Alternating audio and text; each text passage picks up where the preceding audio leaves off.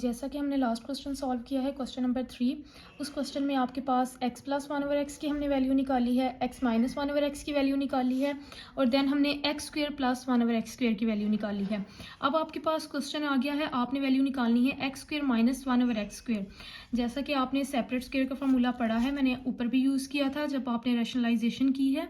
a plus B A minus B, ये separate square का formula है।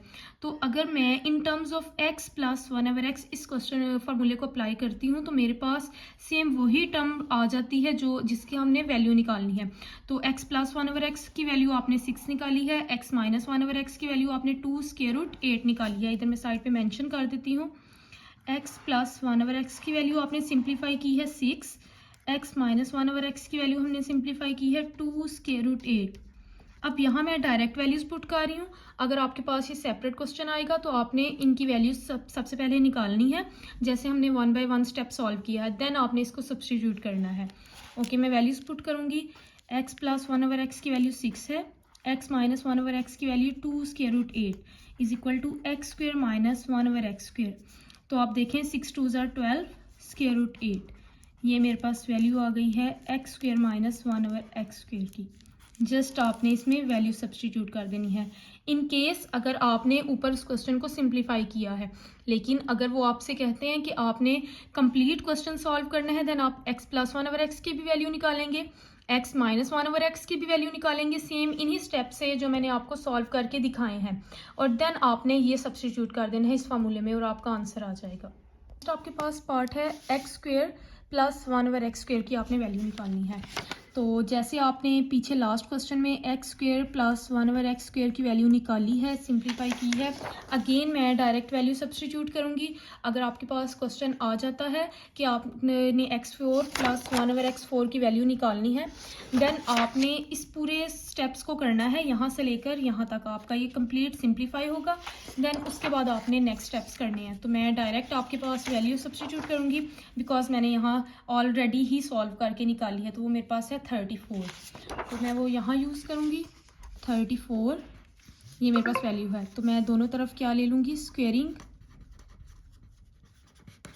On both side.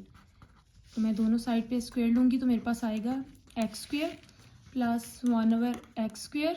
इधर भी मैंने स्क्वेयर अप्लाई किया और राइट साइड पे भी मैंने स्क्वेयर अप्लाई किया है। तो जैसे आप सब जानते हैं, यहाँ होल स्क्वायर का फार्मूला ओपन होगा। अगर आप ऑब्जर्व करें तो इधर अब a की प्लेस पे x स्क्वायर है और b की प्लेस पे 1/x² है। तो मैं इसी को यूज़ करूँगी, a square plus 2a।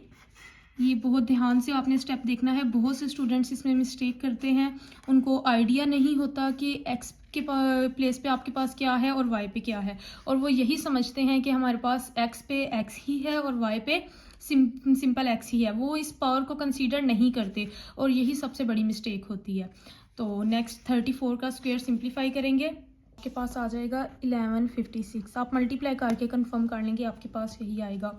Otherwise आप कैलकुलेटर भी यूज़ कर सकते हैं अगर आपको मुश्किल होती है। प्लस 2, अब ये देखिए मैंने डायरेक्ट मल्टीप्लाई किया, 2 2 ज़ार 4 plus 2 plus 1 divided by x power 4, 1156।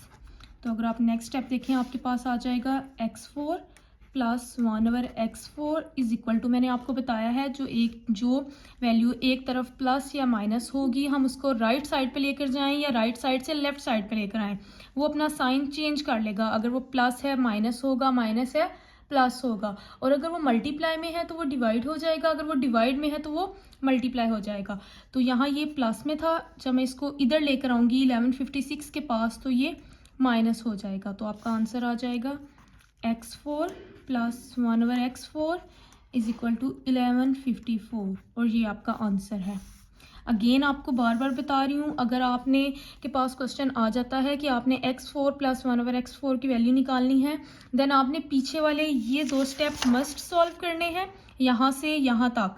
Then आपने उसके बाद इस वैल्यू को लेना है x स्क्वेयर प्लस 1/x² को, और आपने ये रिमेनिंग पार्ट्स इसके सॉल्व कर देने हैं।